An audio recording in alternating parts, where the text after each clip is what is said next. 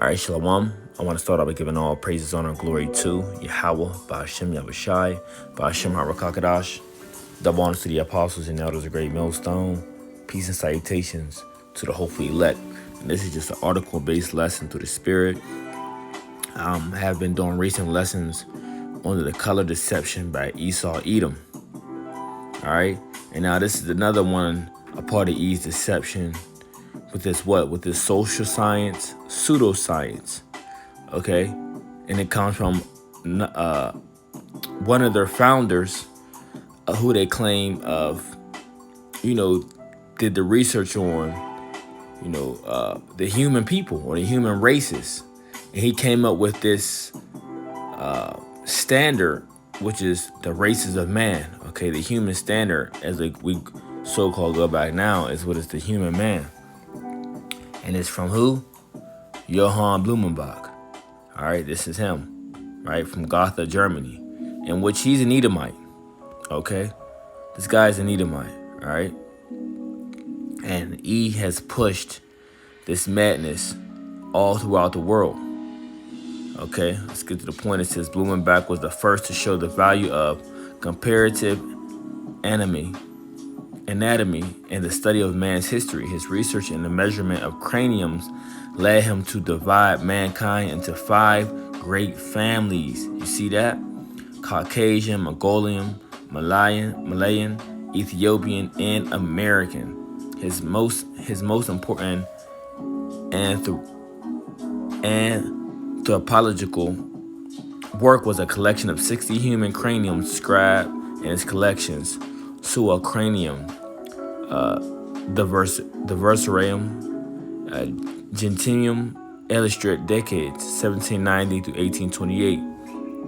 Illustrated parts of his collection of craniums of various races. You see? So he split the human people up into 5 different races. All right, so now, with that being said, let's go into the online etymology. Because let's get the word race. A lot of people don't understand what the word race means. All right, so let's go to race. It says late Old English, also race, a narrative and account from the 1300. Not this one, Slovakia. This is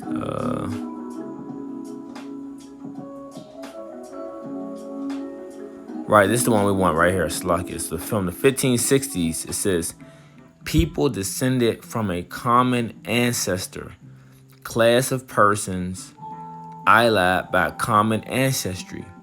From Middle French race, earlier raza, race, breed, lineage, family. Okay, let's read that part again. Race, breed, lineage, family. Okay, people descended from a common ancestor, basically people of common descent. Let's go on further down. It says root. Though they admit that this might have influenced the tribe nation. Okay, sense and race was a 15th century form. All right. So there you go. This is what the word race means. Okay, people of the same race, breed, lineage, and family. Okay. Example: you so-called Negroes, Latinos, and Native Americans. You are one race of people. You are one lineage of people. You are the children of Israel. You so-called Negroes, Latinos, and Native Americans of Negroid and Indian descent. If you come from the seed line of Abraham, Isaac, and Jacob, which those are your forefathers, you are an Israelite. Matter of fact, let's get into a scripture. Let's just type in this to make it easier. Seed. Okay. You come from that seed line. Let's go to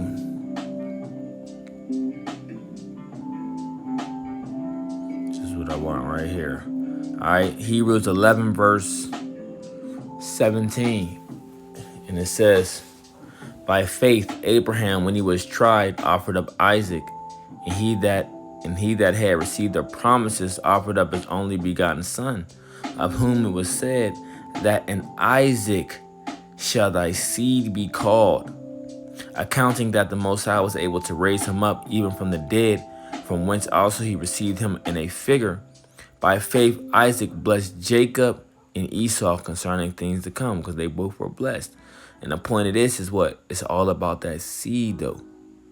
Okay, it's all about that seed. And who did it go to? The promises went from Abraham. To Abraham went to his son Isaac, and from his son Isaac, promises was passed down unto who? Jacob. So this is why they are called the three fathers of the promise. Okay, the three fathers of the promises.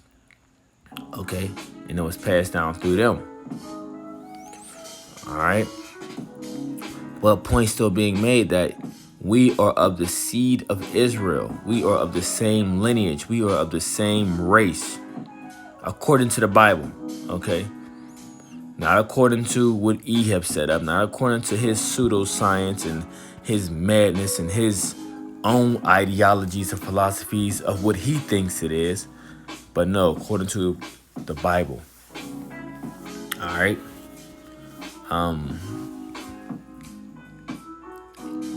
Let's go into some more.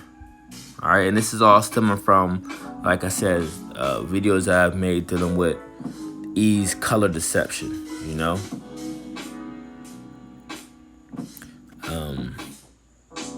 because I went into the term white. I went into the term black. I went into how E have created this whole structure and system based off these words alone. Okay, so let's just get a few points on this. This is from versobooks.com. It says, the invention of the white race, groundbreaking analysis of the birth of racism in America. All right. It says when the first Africans, it says Africans because they put this term on us as Africans, right? But they know we're the Israelites. Okay. So it says when the first, it should say Israelites here, arrived in Virginia in 1619, there were no white people, nor according to colonial records would there be for another 60 years. In the seminal 2-volume work, The Invention of the White Race, Allen details the creation of the white race. Okay, and you know, a bulk of the Israelites was brought here from West Africa, you know, to the Americas. You know, before they got here, you know, you had the Northern Kingdom here, which are your Hispanic-speaking tribes. All right, the Gadites, the North American Indians, the Reubenites, the Seminole Indians. You had Issachar in a few places, like, you know, they owned Canada, which are the Mexicans. They owned Canada, and places like, I believe, Texas and things like that. Right, so you had tribes that were already here, they were called the Lost 10 Tribes, and you can read that in the book of 2nd Esdras, the 13th chapter. All right, they was here first. Okay, matter of fact, so let's get that real fast.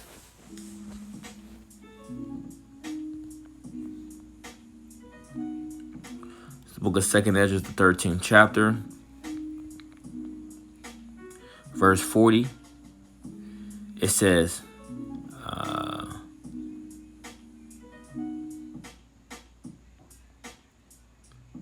40 is fine. It says, 39, it says, and whereas thou sawest that he gathered another peaceable multitude unto him, those are the 10 tribes which were carried away prisoners out of their own land in the time of Hoshea the king, who Shalmaneser the king of Assyria led away captive, and he carried them over the waters, so they came into another land. But they took counsel amongst themselves that they would leave the multitude of the heathen and go forth into a further country where never mankind dwelt, because no one was dwelling in this land of America, also known as Asareth, right? No one was dwelling on this land when they came over here, so that's why they wanted to go to this place, right? This is what ended up calling the New World, because it was the New World to him. It wasn't a place of a location that he was there, but where it was before. It says that they might there keep their statues, which they kept in their own land, which they never kept in their own land, and they enter into Euphrates by the narrow passages of the river. For the Most High then showed signs for them, and held still the flood till they passed over. For though that country there was a great way to go, namely of a year and a half, in the same region is called Asareth. Okay. So yeah, this place, Asareth, also called, this is another land. It's where the 10 tribes went. Okay, also called the land of Ophir. All right.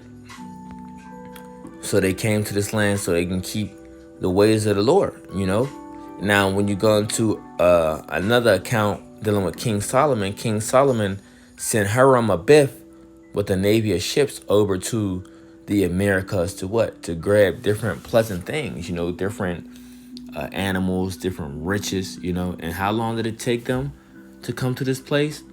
A year and a half. All right. It said it took them 3 years to go there and to come back.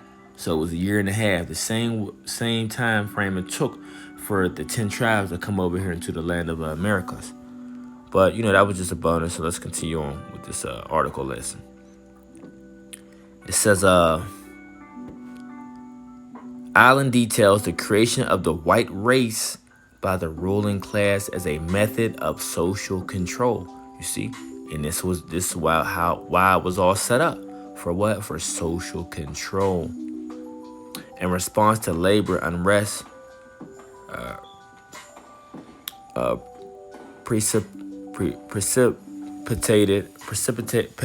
Slovakia. I ain't said that word in a while. It says precipitated by Bacon's rebellion, distinguishing European Americans from African Americans within the laboring class. White privileges enforced the myth of the white race through the years and have been central to maintaining ruling class domination over the entire working class. All right. Since publication in the mid-90s, invention has become indispensable in debates on the origins of racial oppression in America. Volume 1 utilizes Irish history to show the relativity of race and racial oppression as a form of social control. Right? Volume 2 details the development of racial oppression and racial slavery in colonial Virginia and more broadly. All right. Anglo-America, a new introduction by Jeffrey B. Perry, discusses island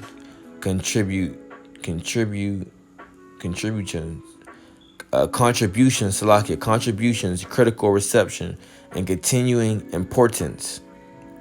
All right, so these are the books I'm going to click on and go to, and it shares this information. All right.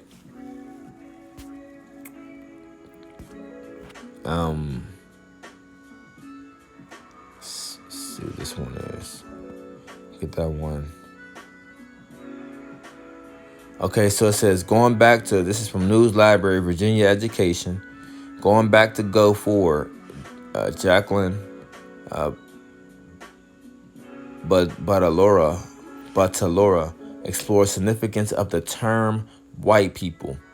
Why does a former Chicago cop think it's important to know that term white people didn't exist in America as matter of law until 1681? You see?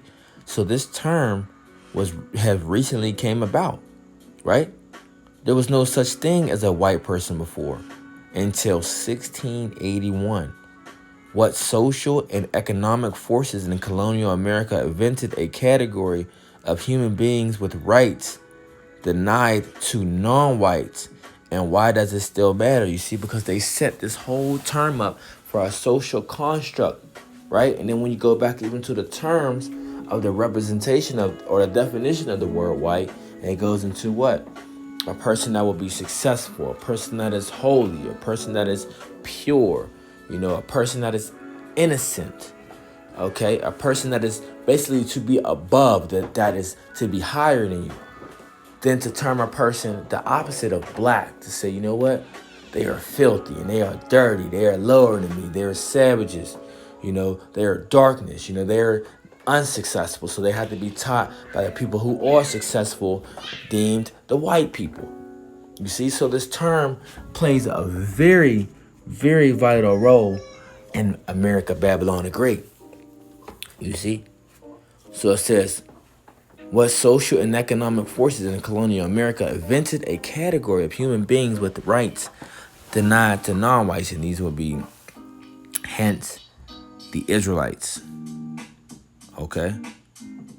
These would be the Israelites. Okay, let's see. See if it goes into a little bit more here. All right. So these are different books. They're not really going to give us too much other information without us paying for it.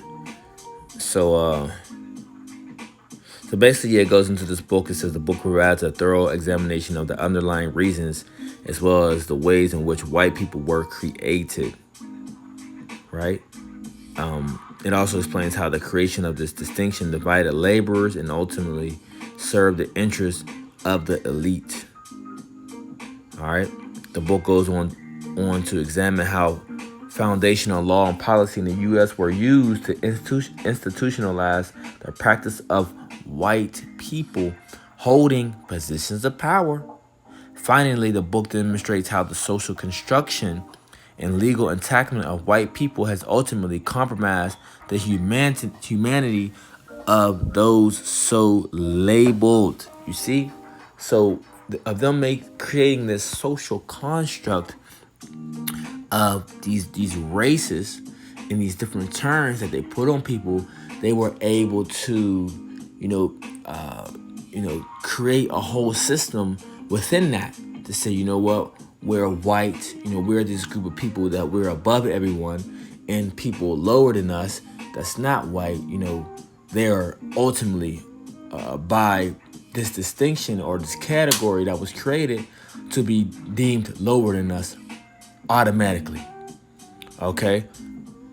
Hence why, I believe actually what it's called, but when they were able to come to certain areas where Jake was, right? The Israelites, right? For us, let's use the Native Americans, for example. When they came over here, and since they deemed us already as, savages and not people, okay, not people, it was easier for them to say, you know what, we can come over and take this land because these are not people, these are beasts, okay? We'll teach them everything, the way it's supposed to be in our ways, but these are not the people, these are the beasts, so we don't have to give them credit to anything, you see? But really, we are the ones who have taught them, how to survive on the land, of what to eat and not to eat and how to do different things, Why? Because we trusted in our enemy.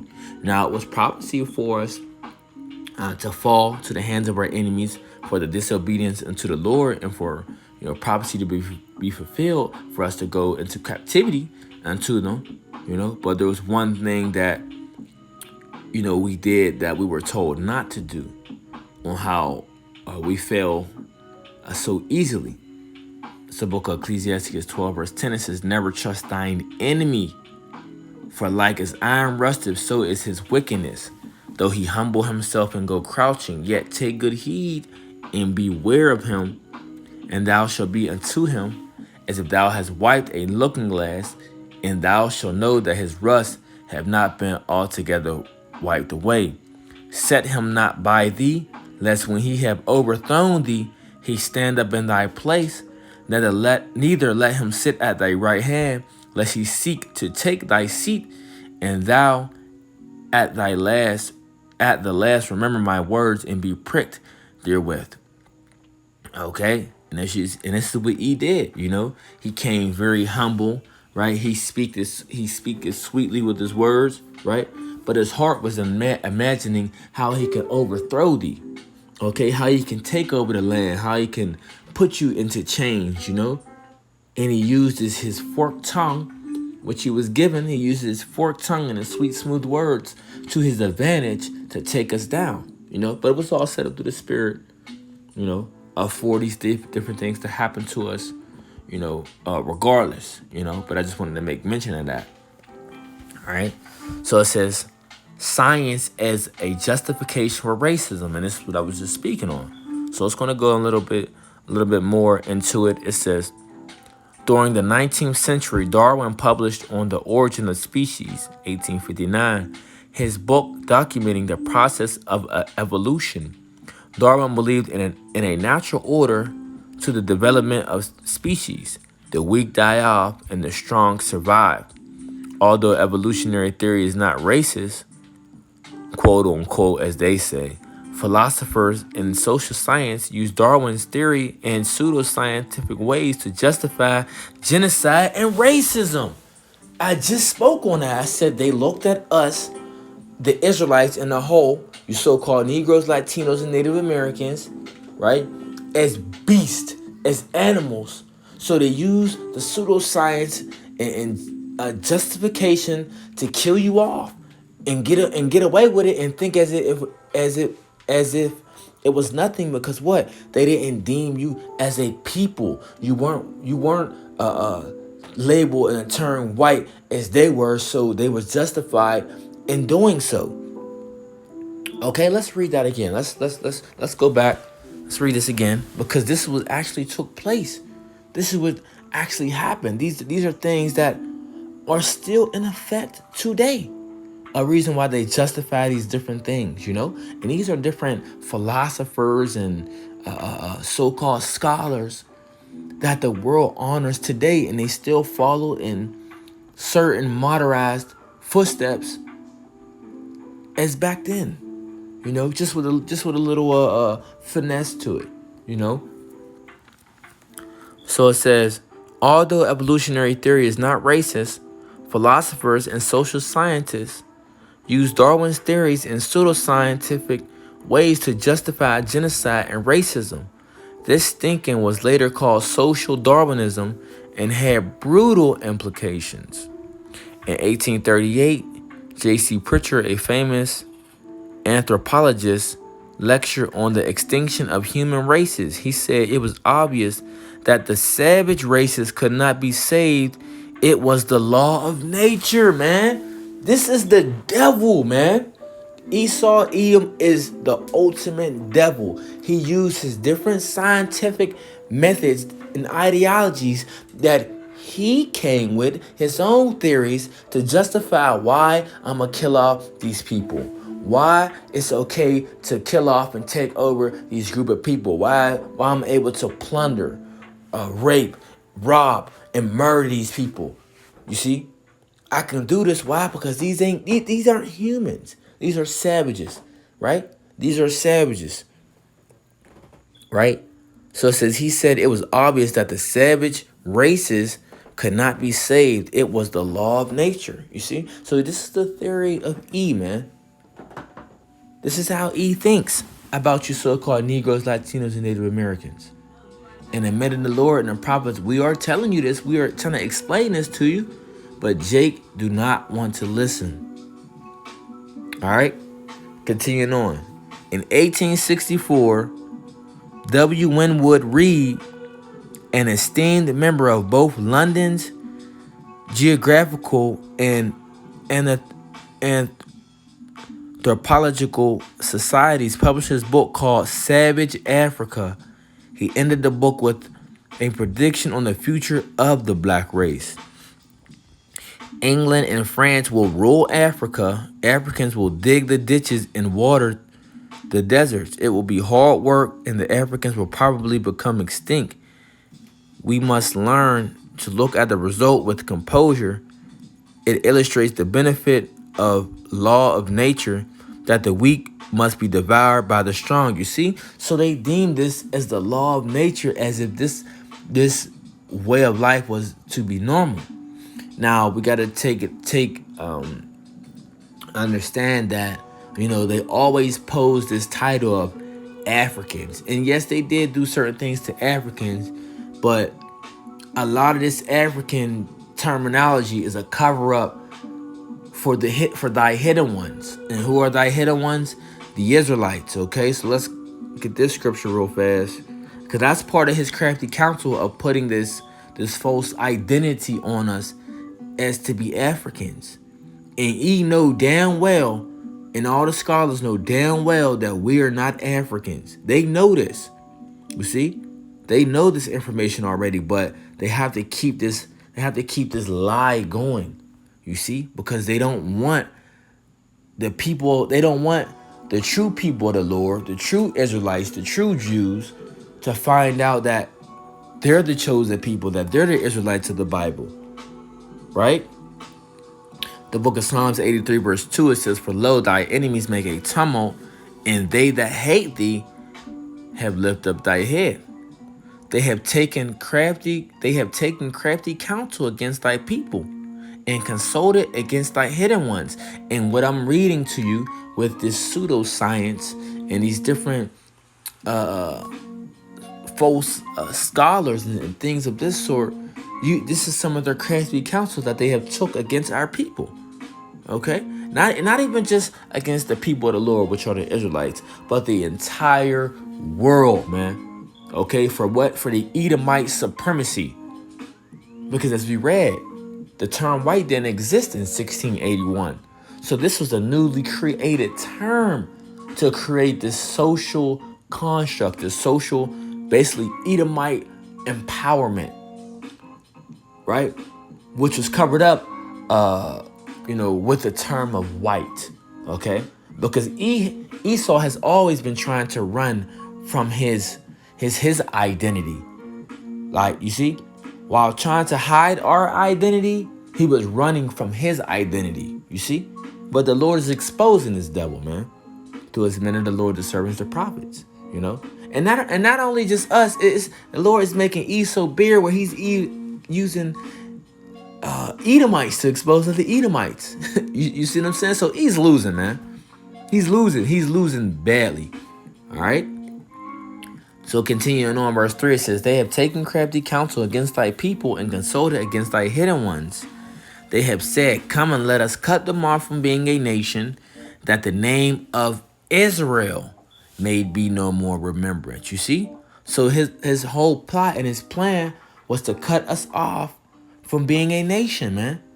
That the name of Israel be no more remembrance. So this is why when you ask our people, right, and when you try to explain to our people that we are the Israelites, we are the people of the Lord, we are the chosen people, right? Our people have no idea, right, of what we're talking about, okay? And not only through this social construct that he have created of putting this term of African on us, or black on us, or African American, right? His whole school system was based off of that too. You see? His whole school system was based off the structures of lies of, Africa's the motherland, you're from Africa, this and that. All that was created lies to destroy the minds of our people, to ultimately push them further away from their identity, further away from their heritage. You see? But it was told like in the book of Jeremiah 17 verse 4, that what we will lose, or we will discontinue from our heritage. All right. So continuing on, it says, "For they have consulted together with one consent. They are confederate against thee, the tabernacles of Edom, and the Ishmaelites of Moab, and the Hagarenes, and Cabal, and Ammon, and Amalek, the Philistines with the inhabitants of Tyre. Ashur also is joined with them.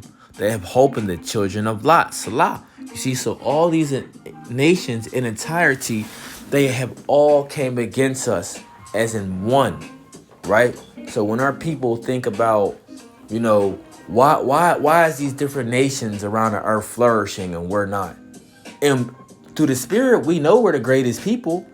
We know we make the earth run. We know we created all the inventions. We know that we're the dancers, singers, rappers, movie stars, the whole entertainment world, however you want to think of it. It's our people.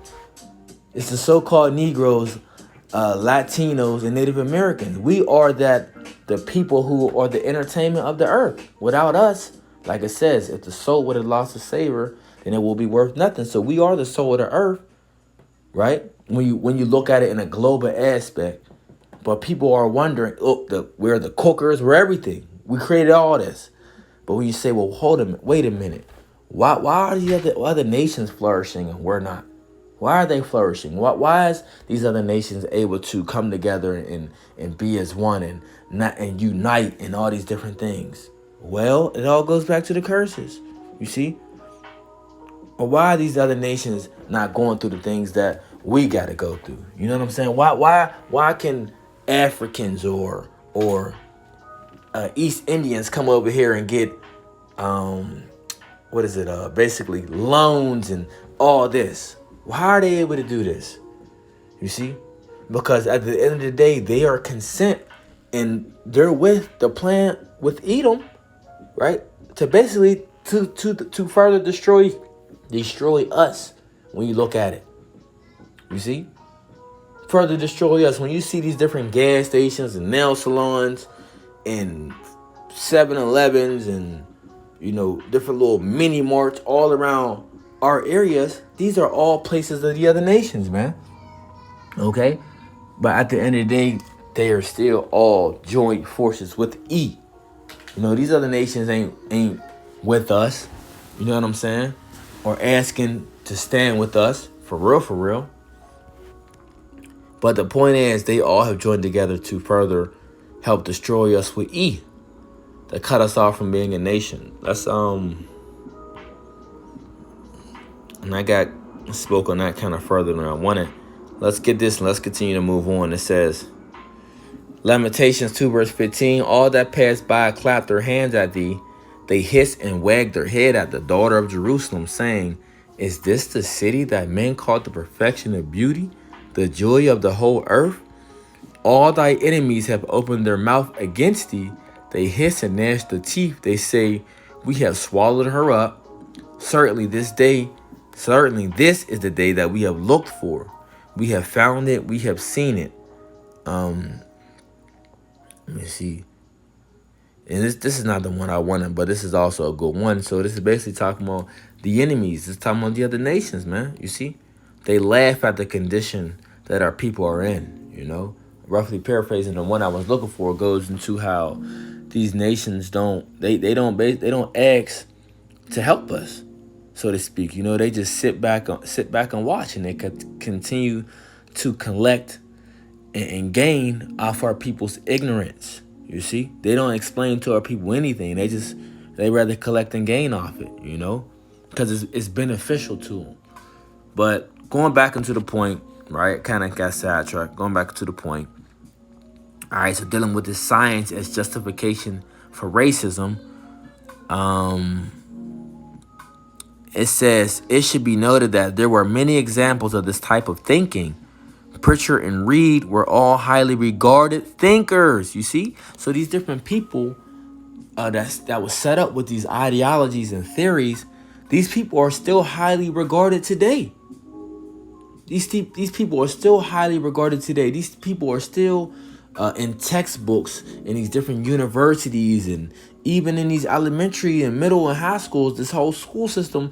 These are the teachers, or these are the scholarly people who they go back and people read behind, or the students read behind.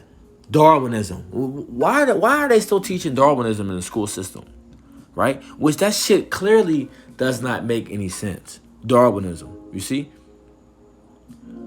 But if you had the thorough knowledge of the Bible, if our people had the thorough knowledge of the Bible, they would know Darwinism is full of shit, man. It's madness. It doesn't even make sense. The evolution theory. You see? But these are theories that are highly regarded in Babylon the Great. Okay? So it says Pritchard and Reed were highly regarded thinkers around the world. Native peoples in Africa, Asia, and Americas were dying and disappearing. The predominant scholars didn't think this was due to the unlawful seizure of the land, which undermined their lives, culture, and means of survival. While spreading disease and death, this genocide was justified by the laws of nature, survival of the fittest. And this is what the mindset of E had when you start trying to speak of racism and slavery and the things that happen to our people. You will hear, and I have heard it multiple times, of different so-called white people, which they are the Edomites, right? Because y'all want to try to continue to run from y'all true name, but y'all are the Edomites. That they will say, you know what? Well, we're stronger, so this is how we took you over. You see? Well, you should have did this. Well, you should have did that. You see? But they have coined this the law of nature.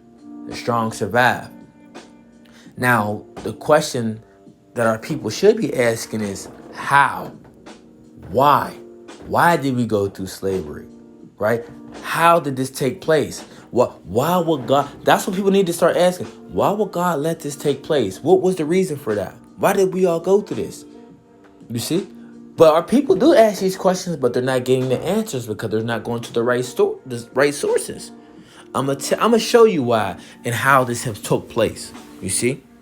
Because I remember, a family member once said, and I'll get the scripture while I'm explaining. That family member said, she said, how, and she used this term mandingo, but that goes back to, African shit, but I know what she meant by it. But she was saying, how did these strong, she said, how did, our strong black men fail to, basically uprise and prevail against E? How did it happen? And this is how this took place. Let's go to Deuteronomy 28.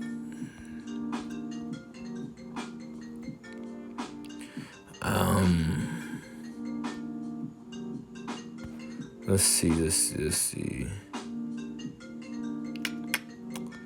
if I can find it real fast. Bro.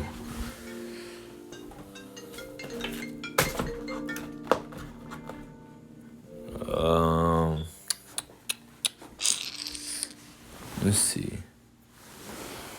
All right, here we go. One. So let's go to the book of Deuteronomy 28, verse 32. It says, "Thy sons and thy daughters."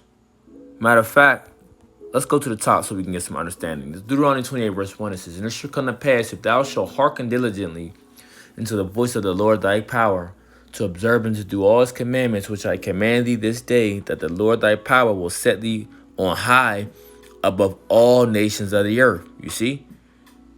So it says, "And all these blessings shall come on thee and overtake thee, if thou shalt hearken unto the voice of the Lord thy God." So when you jump down, you continue to go down to the 14th verse. It talks about all the blessings that we will have if we are obedient to the Lord.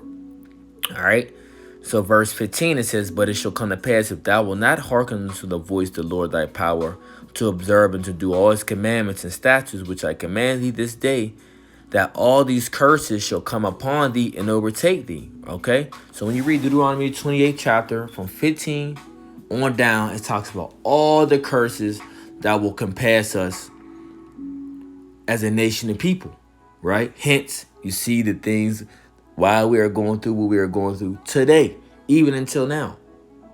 See, this is why we're going through all the hell we're going through. This is why we're in the worst case scenario. This is why the men, they act the way they act. Why the women, they act the way they act. Why the kids act the way they act. This is why we are putting all into the ghettos, forced into the ghettos. This is why our people are killing one another. This is why our people are in drugs. This is why our people are bugged out. This is why our people are just losing their goddamn mind in America, man.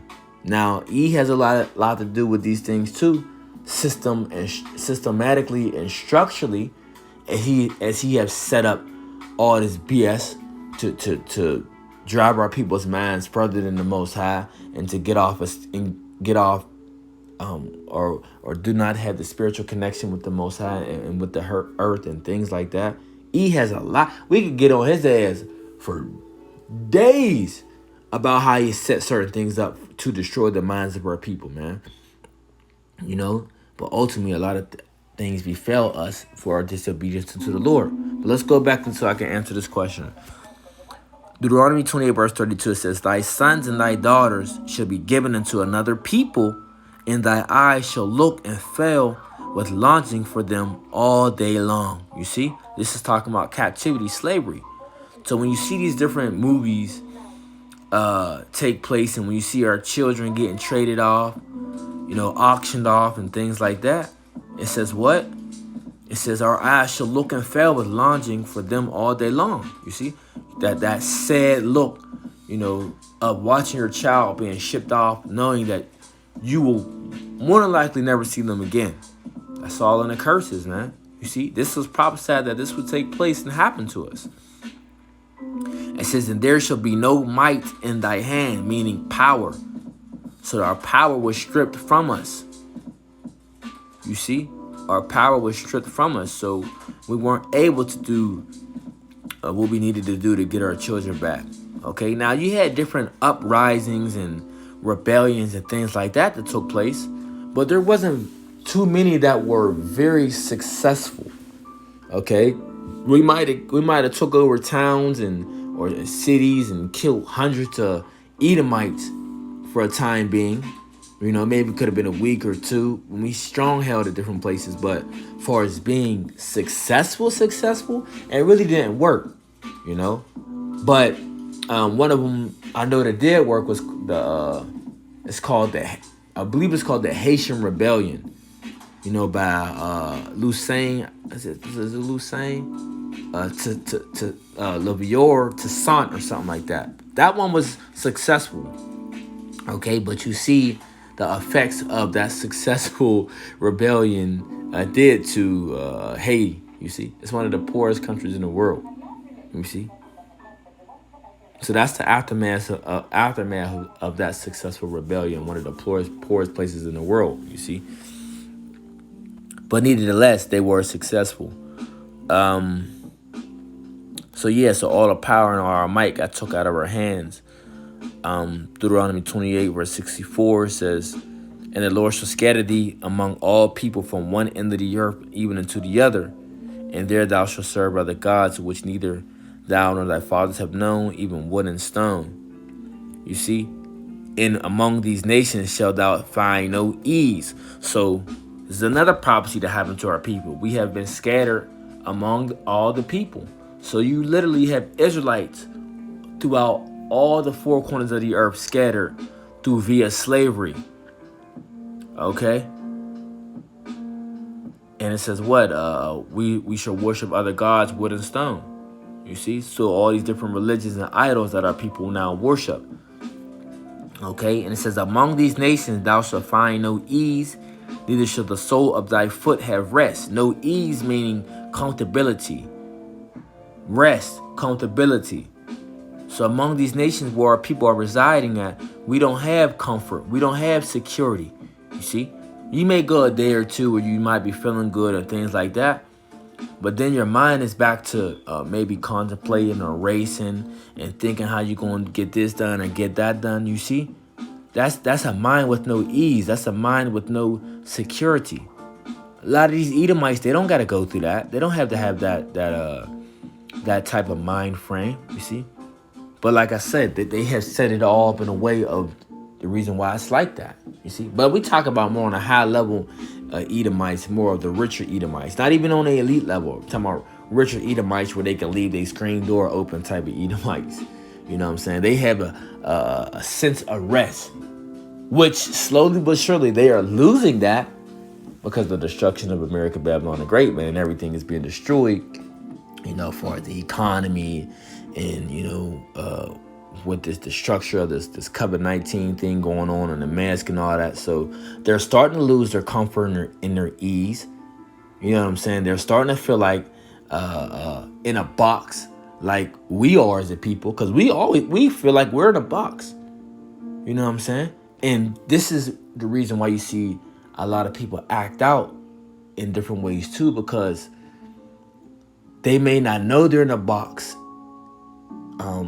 they may feel it in a certain type of way, but they may not know it in a reality purposes, or we can say biblical purposes, which when you start dealing with the Bible, you go to reality and you start to understand, wait a minute, these things shouldn't be. I'm supposed to have more space in this, and I'm not supposed to be, these ways. I shouldn't be doing this and that, them things like that, to that effect. You know what I'm saying? Like, instance, like how, let's say how E has houses so close together. We're not supposed to be just close to different people. You're supposed to have land, all right? You're supposed to have land and things to do. You know what I'm saying? You're supposed to have your own, like maybe your own water well, somewhere where you can go close and draw water, things like that. You know what I'm saying? More of a private comfort zone. So even within that, it's not enough what E is doing. But let's continue on. And among these nations shalt thou find no ease, neither shall thy soul of thy foot have rest. But the Lord shall give thee a trembling heart and a failing eyes of sorrow of mind. All right, and there's more. You could just continue on reading yourself, but Jake, we don't have no rest here, and this is why we always read Micah 2:10. You see, arise and depart, for this place is not your rest. It shall destroy you suddenly with sore destruction. Roughly paraphrasing, you see. All right, so let's go back into E. Okay, so it says this genocide was justified by the laws of nature, i.e., survival of the fittest. European and European American colonization of native land throughout the world in this period created the very real consequence of extermination. The provided motivation for allegedly scientific research, which in turn provided exterminators with an alibi declaring the extermination naturally inevitable. Pseudoscientific attempts to categorize races. Okay, so what we just got done reading was the science as justification for racism. All right, so it explained it very well. They used science to justify why they was killing us, and it was all justified under science. Okay, it says throughout the 16th, 17th, and 18th century, people used different terms to explain racial differences. The classification shown below was used for well over 100 years. The classification lacks any obvious logic, defies scientific precepts. Two of the words Mongoloid and Caucasoid have linguistic bases that refer to geographic areas, but the last word, Negroid, refers to color. These were not based on genetic differences, but rather on European and European American stereotypes of cultural differences and mismeasures of psychological characteristics. In 1866, Frederick Ferrara lectured on the aptitude of races, which he divided into three groups. Savage. Hey, check this out, man. E is the ultimate devil, man. Check this out. It says savage. Who is all under the term savage? All Africans, indigenous people of color, with the exception of the Chinese. Check that out. So like I said before, when it says savages, yes, it means the true Hamites, right? The true indigenous Africans. But like I say, they throw that term on us Israelites to hide our true identity. So yes, they really mean Israelites. You so-called Negroes are in there. All right, you Haitians are in there. So-called you Benjamites are in there, right? You so-called brothers and sisters from the West Indies. This is speaking to you. So they deemed you as a savage. So they were justified in killing you because you weren't nobody. You weren't a people. You see? And it says indigenous people. So, hey, that's us. North American Indians, Seminole Indians, you so-called Mexicans, you so-called Colombians, you so-called Guatemalans, and Uruguayans, right? All you brothers and sisters out there, right, of Abraham, the descendants of Abraham, or the descendants of Jacob, right? Abraham, Isaac, and Jacob, of Latino and Negro descent. This is talking about all of you, you see, and why he was justified in killing you. You see, this is the reason why these different explorers are what? Are honored. Christopher Columbus, Amerigo Vespucci, the different founding fathers that was murderers and slave owners. This is why they are honored, because under their scientific, how do I want to say that? Scientific theories, right? Their scientific theories, they already deemed you as not a people, as just savages. They had to be taught, but we can't save them, so let's just take them over and kill them. But under our scientific theories, hey, we can do so. We justify it. You see? So it says, I'll read it again. Savage, all Africans, indigenous people of color, with the exception of the Chinese, semi-civilized Chinese who are once civilized, but now their society was in arrested development, civilized. This is a whole nother ball game what they put right here. So it says, so the people who is civilized, this is who? The European, okay? Which, here go a bonus, the original European was not the so-called white man. You see? Because guess who ruled Europe before the so-called white man? Yes, the Israelites, a so-called dark race of people. Matter of fact, I have a book, okay? It's the Negro Question Part 4, the missing link, and it goes into the book that Benjamin Franklin had wrote called 1751. Check this out, right? It says Benjamin Franklin, I'll read it a little bit. It says the title of the book is America as a Land of Opportunity, right? It says subject was why increase the sons of Africa in America, which they know these are Israelites, right? They're just playing the hidden name game. It says all Africa is tawny, meaning black. Asia chiefly tawny, black. America exclusive of the newcomers, wholly so. And Europe, the Spaniards, French, Italians, Russians, Swedes are generally of what we call a swarthy black complexion. So are the Germans also. You see? But now at the Nations at Berlin Conference in 1884 through 1885, France, Britain, Ireland, Scotland, the UK, Portugal, Netherlands, Spain, Sweden, Norway. What happened? They are all now white at this time. Okay? But prior, the nations in Europe during 1751, these were all dark complected people. Okay? So it says the people that are civilized were European, which they're trying to put that on among themselves, so-called white people. All right. Aryan and Shemitic peoples. Wait a minute. Or they say Semitic, but the name is Shemitic. All right. Now, when you talk about the Shemitic people that is civilized, see, here goes the contradiction and here goes the hypocrisy. Do you fail to realize that the Chinese come from Shem, right? The Israelites come from Shem. You see, not only you Edom, the Ishmaelites come from Shem. The Moabites, which that's the Chinese, the Ammonites, they come from Shem.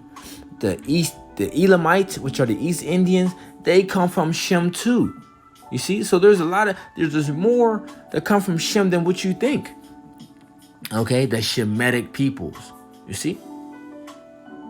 So when you say the indigenous people, which indigenous goes to people native to that land, all right.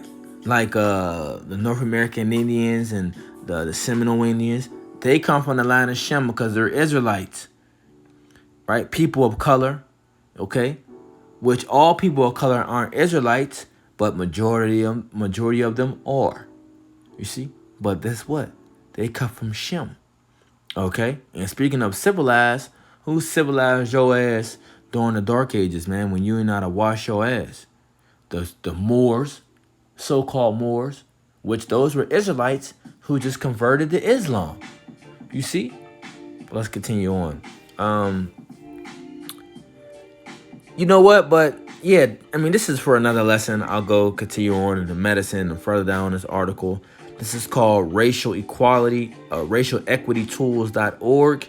And I mean, it's a lot of good information on here, you know what I'm saying?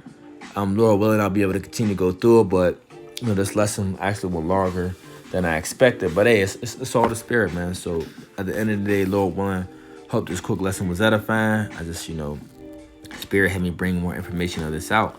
So Lord willing, till next time, I want to say shalom.